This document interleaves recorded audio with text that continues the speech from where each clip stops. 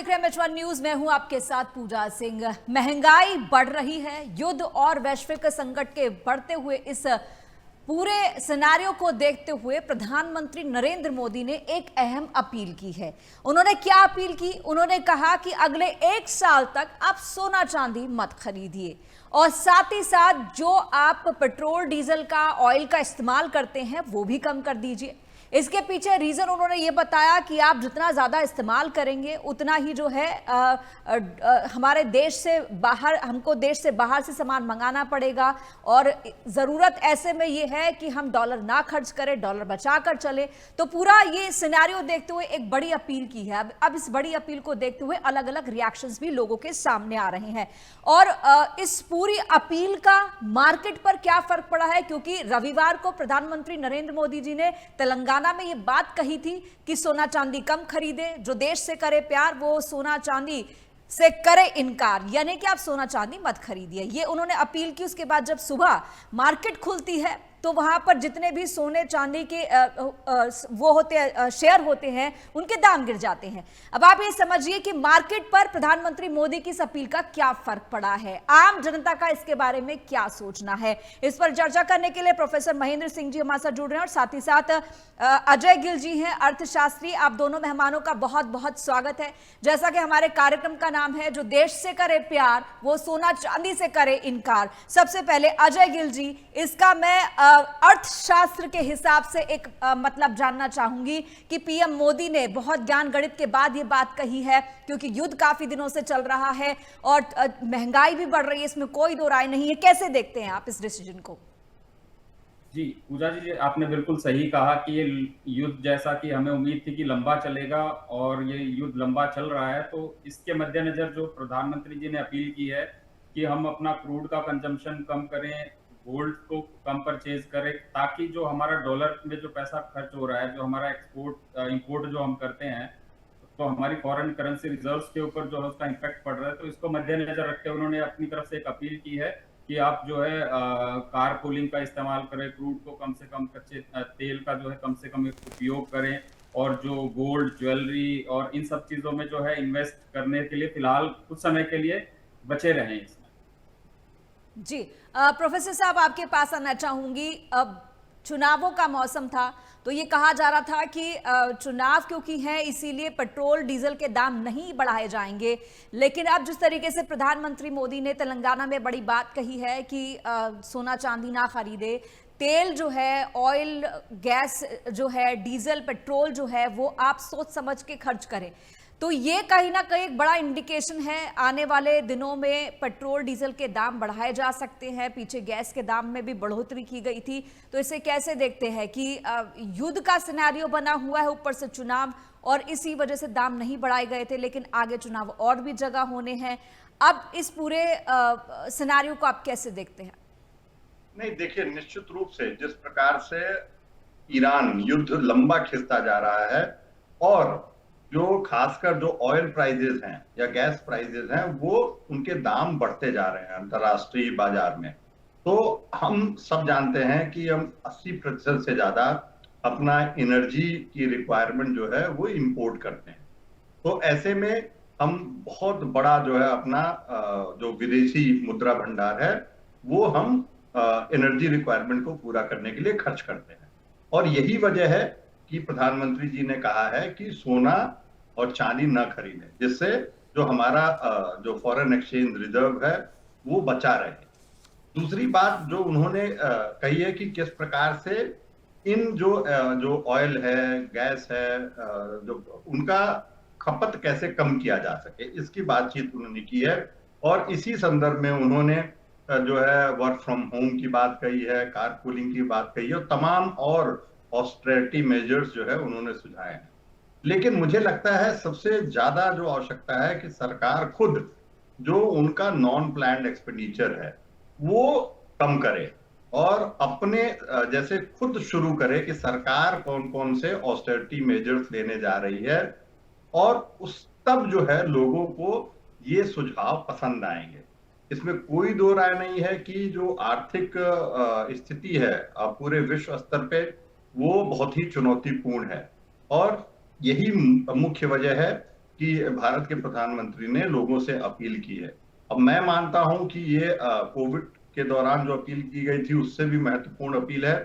आप इसकी तुलना जिस प्रकार से हमने 90 के दशक में शुरुआत में अपने गोल्ड रिजर्व्स को हमको गिरवी रखना पड़ा था, एक एक बड़ी जो है आर्थिक जो है संकट हमारे ऊपर खड़ा था, या जो युद्ध के दौरान प्रधानमंत्री शास्त्री ने जिस प्रकार से अपील की थी, तो ये उससे बड़ी अपील है। हाँ, जी। एक जो महत्वपूर्ण बात है, अगर जो खासकर स्ट्रेट ऑफ हॉर्मुज पे कुछ समझौता हो जाता है, तो मुझे लगता है कि हमारा जो बड़ा संकट है वो गैस को लेकर है।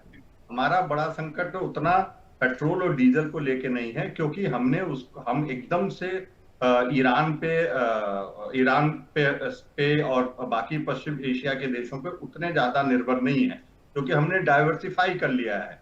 चाहे वो रूस हो, खुद अमेरिका हो, वेनेजुएला हो, तमाम ऐसे देश हैं जहां से हम तेल खरीद रहे हैं, तो वो ज्यादा चिंता का विषय नहीं है। लेकिन अगर ओवरऑल इकोनॉमिक सिचुएशन की बात करें, तो मुझे लगता है कि ये अत्यंत चिंता की बात है, और सिर्फ भारत की नहीं, पूरी जो है वैश्विक अर्थव्यवस्था मंदी के दौर से गुजरने, पूरे संकट छाए हुए हैं।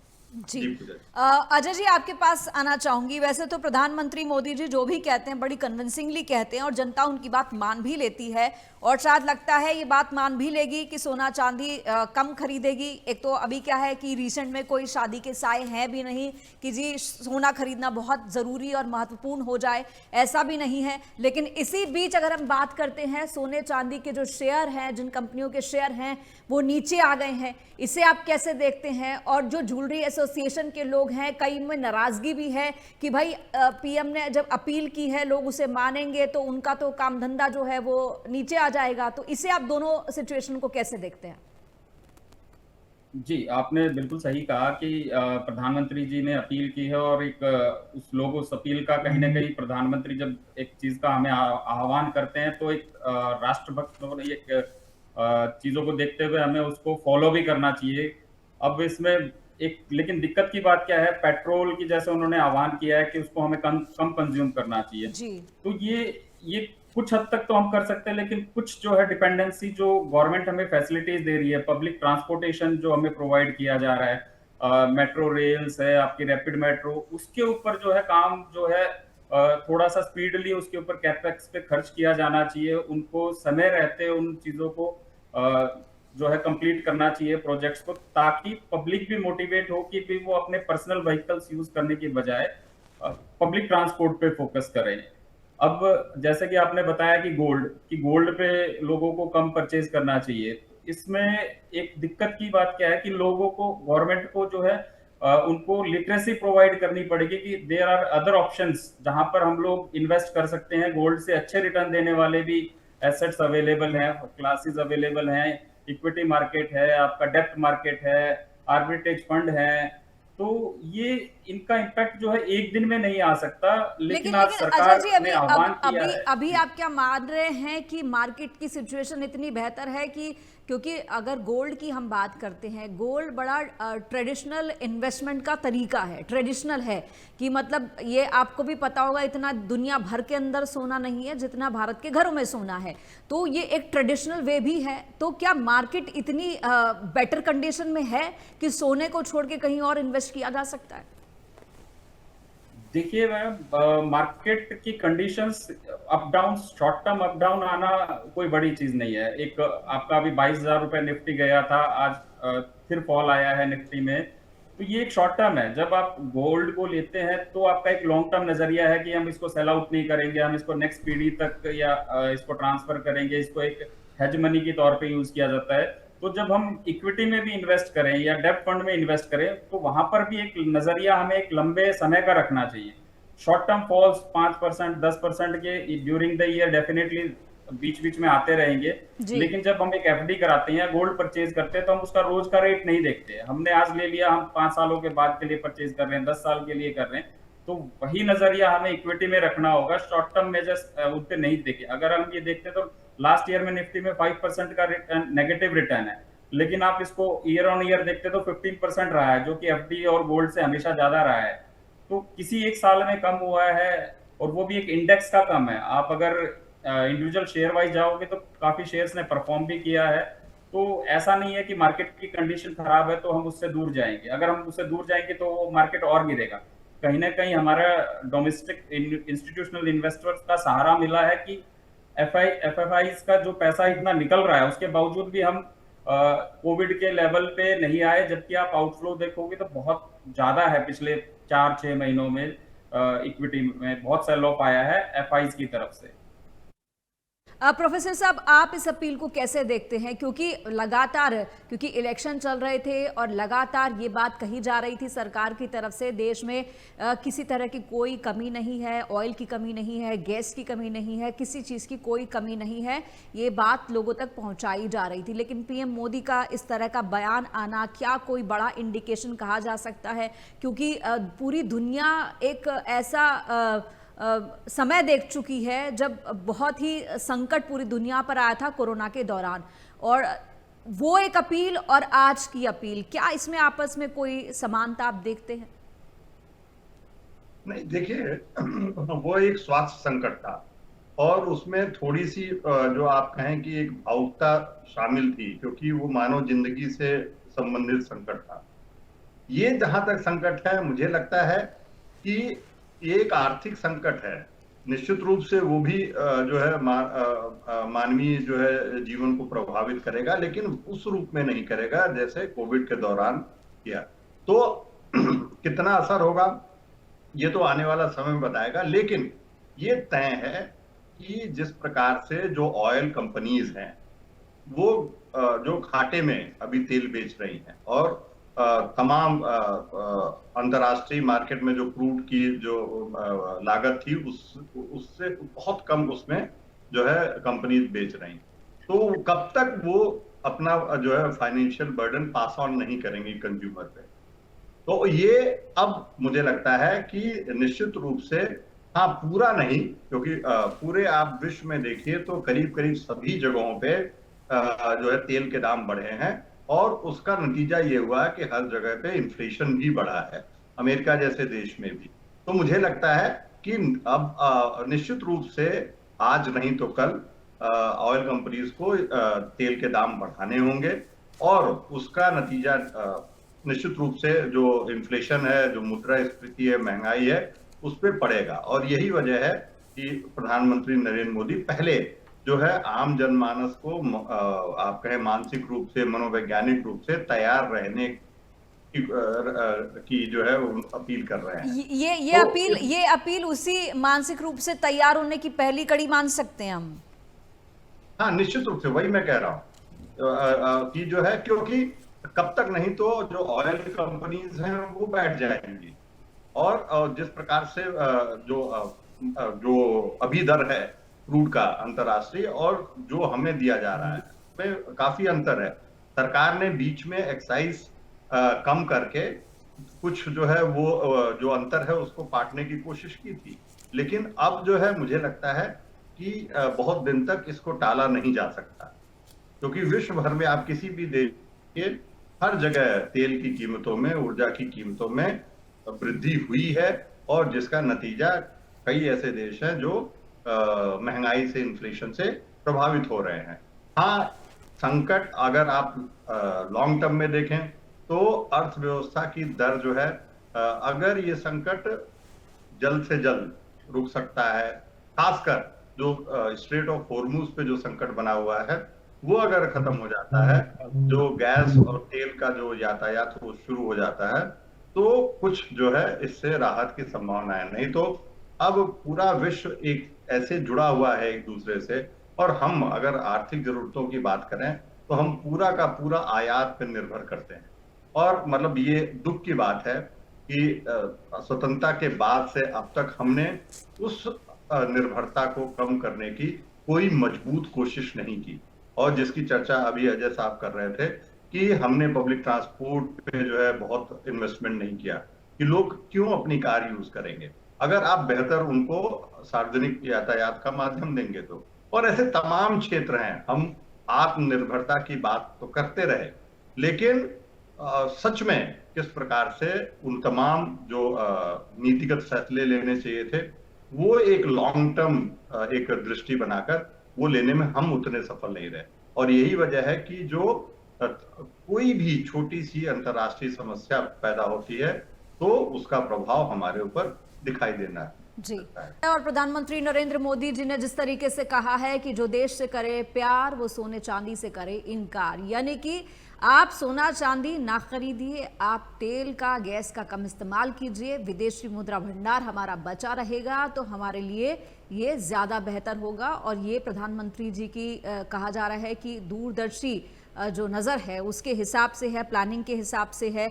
यहाँ पर मैं अजय जी आपके पास आना चाहूंगी। प्रधानमंत्री जी ने कहा है कि विदेशी मुद्रा भंडार बचाकर रखना है क्योंकि युद्ध की स्थिति इस वक्त बनी हुई है हमारे पड़ोसी देशों में। अब युद्ध की जो स्थिति की भी हम बात कर लेते हैं, वो स्थिति सॉर्ट होती नजर नहीं आ रही है। ट्रंप ने जो है शांति प्रस्ताव जो है वो ठुकरा दिया है और ट्रंप अब चीन के दौरे पर जा रहे हैं, 3 दिन के लिए जिनपिंग से मिलेंगे, तो इसमें अब जो है चीन का भी जो है वो इंटरफेरेंस दिखेगा कहीं ना कहीं। इस पूरे सिचुएशन को आप कैसे देखते हैं एक अर्थशास्त्री के रूप में, प्रधानमंत्री जी की अपील और वॉर की सिचुएशन? देखिए, ये हमें पहले से पता था कि वॉर जो है इस बार ये लंबी खींचेगी। इससे पहले भी हमला किया था अमेरिका इजराइल ने ईरान के ऊपर, वो जल्दी ही उस टाइम पे निपट गया था। लेकिन इस बार जो हमला किया है इसमें स्पष्ट दिख गया था कि जो है ट्रंप वहां पर एक रिजीम चेंज करना चाहते हैं। तो कहीं ना कहीं ये होता हुआ नजर अभी तक तो नहीं आया है। और ईरान ने बहुत अच्छा, मतलब अपनी हैसियत से ज्यादा उन्होंने रिटेलिएट किया है और काफी लंबे समय से वो ये तैयारी कर रहे थे। उनको अंदाजा था कि भी अमेरिका या इजराइल उन पे जब अटैक करेंगे तो किस हद तक जा सकते हैं। जहां तक ट्रंप का चीन का दौरा संबंधित है, इसमें चीन का इन्वॉल्वमेंट तो डे 1 से, चीन और रशिया का इन्वॉल्वमेंट डे 1 से इस युद्ध में था। वो परोक्ष रूप से नहीं दिखाई देता, लेकिन हमें इनडायरेक्टली वो दिखता है कि वो उनको टेक्नोलॉजी या कुछ इनपुट्स प्रोवाइड कर रहे हैं जिसके बेसिस पे वो ईरान जो है सटीक टारगेट लगा पा रहा है। जो कि स्पष्ट दिखता है कि जैसे चाइना ने पाकिस्तान के साथ भी हमारे अगेंस्ट जो है साथ दिया था। लेकिन अब ट्रंप जब वहां जा रहे हैं तो वो एक डिमांड रखेंगे कि आप ये अप्रोक्ष रूप से उनको सहायता ना करें ताकि युद्ध को खत्म करने में सहायता मिले। लेकिन ये लगता नहीं है, चाइना का जो रवैया हम देखते हैं यूएस के प्रति और दुनिया के प्रति, की भी वो चाहता है कि यूएस एंगेज्ड रहे इसके साथ, ईरान के साथ। और इसका जो आपने बताया कि आर्थिक जगत पे क्या असर पड़ेगा, तो आप वो देख ही रहे हैं कि यूएस के मार्केट्स को छोड़ के दुनिया भर के सारे मार्केट्स जो हैं डाउन चल रहे हैं। यूएस के मार्केट्स अपने पीक पे हैं, डाउ जोन अपनी लाइफ टाइम हाई पे है, लेकिन बाकी सभी देश उसको छोड़ के, यूएस को छोड़ के सारे देशों की जो है मार्केट्स जो है डाउन चल रही हैं। तो आर्थिक तौर पे तो देखो सभी देशों का इन्फ्लेशन, तो यूएस का भी बढ़ रहा है, मार्केट की कंडीशन ठीक है उनकी, लेकिन जो इन्फ्लेशन है वो यूएस में काफी हद तक जो नेचुरल गैस है वहां पर $6-7 तक चली गई है। तो इस युद्ध में मुझे नहीं लगता कि ना तो यूएस का कोई फायदा नजर आने वाला है, ना दुनिया के किसी देश को इसका कोई बेनिफिट नहीं मिलेगा। तो ये आर्थिक तौर पे तो एक मंदी के तौर पर एक हमें लंबी मंदी की तरफ जाते हुए नजर आ रहे हैं ये युद्ध अगर लंबा चलता है तो। और अगर ये युद्ध खत्म भी हो जाता है आने वाले 1-1.5-2 महीने में, तो वापिस उसी सिचुएशन में आपको आज से 3 महीने पहले की, 2 महीने पहले की सिचुएशन में आपको आने के लिए कम से कम 1-1.5 साल का लगेगा, क्योंकि काफी फैसिलिटीज जो हैं इस समय पे जो मिडिल ईस्ट में जो गैस और ऑयल की हैं वो डिस्ट्रॉय हुई है।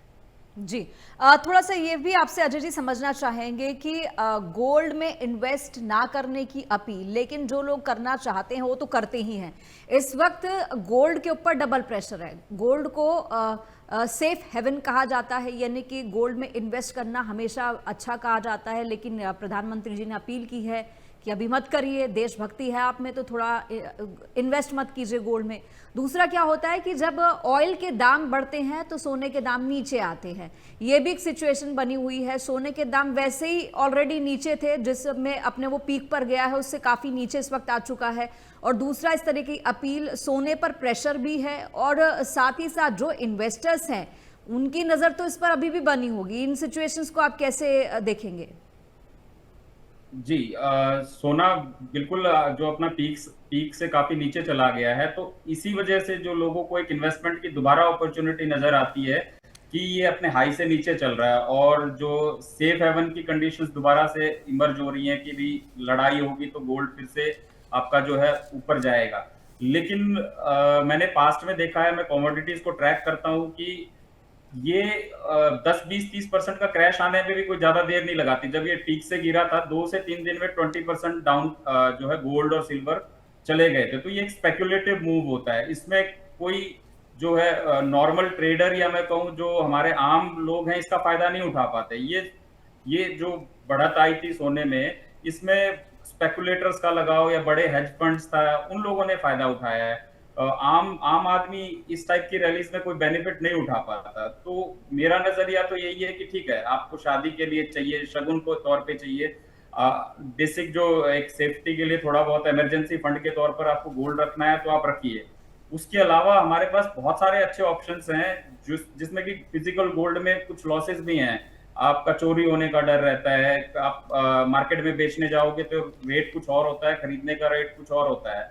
जबकि आप इक्विटी फंड या इक्विटी में डायरेक्ट इन्वेस्ट करते हो या म्यूचुअल फंड में, तो उसका प्राइस में आप कोई डिफरेंस नहीं देखोगे। जो आपको स्क्रीन पे प्राइस दिख रहा है आप उसी प्राइस पे आप बेच सकते हो, खरीद सकते हो। तो उस लिहाज से देखा जाए तो भी मैं कहूंगा कि भी गोल्ड को एज एन इतना अच्छा इन्वेस्टमेंट मैं नहीं समझता। ठीक है, कुछ परसेंटेज जो है मैं डेफिनेटली अपना जी जो है डालना चाहिए गोल्ड में भी, लेकिन ये नहीं है कि हम उसको स्पेकुलेटिव नजर से हम पैसा डालें कि इसमें हमें 2-4-6 महीने में बेनिफिट मिल जाएगा। वो बहुत कम गुंजाइश है जी फिजिकल गोल्ड परचेज करने में। जी थोड़ा प्रोफेसर साहब समय कम है, लेकिन आखिर में आपसे एक चीज़ समझना चाहूंगी। जिस तरीके से अजय जी भी कह रहे हैं कि अर्थशास्त्री होने के तौर पर कि अगर सिचुएशन मतलब युद्ध की खत्म भी होती है, युद्ध खत्म भी हो जाता है, सिचुएशन नॉर्मल होने में एक अरसा लग सकता है, मतलब 6-8 महीने, साल भी लग सकता है। और इसी दरमियान जो है फिर वो आने वाले कुछ राज्यों के अंदर विधानसभा चुनाव होने हैं। और अभी आपने भी कहा है कि तेल के दाम बढ़ सकते हैं। इस पूरी सिचुएशन को राजनीतिक रूप से किस तरीके से अब सरकार बैलेंस करेगी? हाँ, देखिए, निश्चित रूप से एक मुश्किल जो है घड़ी है, क्योंकि अगर रुपए को देखें तो 95 रुपए प्रति डॉलर हो गया है। अगर आप जो है तेल की अंतर्राष्ट्रीय कीमतें देखें तो $100 प्रति बैरल से ऊपर ही चल रहा है। तो इसका मतलब साफ दिख रहा है कि जो तेल या ऊर्जा की जो कीमतें हैं उसमें जो है बहुत गिरावट नहीं होगी, वो बढ़ ही रहा है। तो ऐसे में एक प्रेशर, क्योंकि हम 80 से 90% तक जो है हमारा इंपोर्ट है, जो एनर्जी रिक्वायरमेंट है, तो ऐसे में राजनीतिक रूप से एक कठिन जो है घड़ी होगी। लेकिन जैसा हम सब जानते हैं कि प्रधानमंत्री नरेंद्र मोदी किस प्रकार से पूरे देश को एक आप कहें कि एक पटल पे ले आते हैं। उनका जो संदेश देने का जो तरीका है वो लोगों तक पहुंचने की कोशिश करते हैं।